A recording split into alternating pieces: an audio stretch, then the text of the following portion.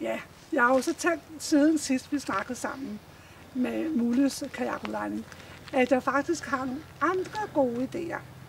Mulles Imperium, og her har vi så Mullesøen, som I ser her alle sammen. Og så er det, at jeg vil fælde de der træer bagved, for jeg vil lave sådan en lille havn. Og så er det jo sådan, at jeg får at vide af min mentor, at man skal have et vidensbrev. Og så var jeg rigtig hurtigt, synes jeg selv i hovedet, tænker på, jamen der er ikke noget bedre med noget vand og noget flaskepost. Så hvis du kunne tænke dig at få mit nyhedsbrev, så får du bare det. Du tilmelder dig bare til mig på en postboksadresse. Den kommer så senere. Jeg skal lige have fundet ud af, hvordan man rigtig gør det. Det er sådan helt sikker på. Men flaskeposten, den kommer så lige pludselig til dig på den måde. Og så er der det, at vi skal have noget at spise, når man har været ude at sejle og ro så meget i den her kajak. Så Mulles Burger, jeg har tænkt mig at lave sådan en konkurrence, hvor du kan være med. Og det betyder, at du kan sende en opskrift ind og designe den her burger, og måske lægge den i en gaveæske.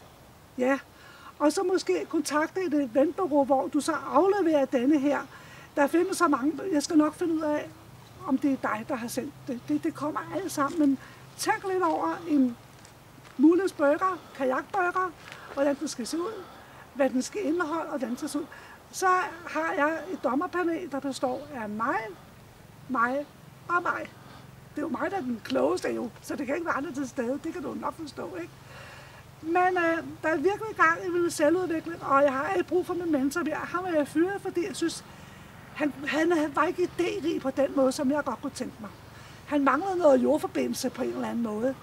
Der skal være lidt action på, og lidt bølgeskvulp og alt muligt. Så nej, jeg er mig selv nu. Jeg er kommet langt med min målretning, og jeg har gået på selvudviklingskursus, og jeg har fået sådan nogle selvudviklingsbriller, og det betyder, at man gør det hele selv. Kan du stikke den? Hej.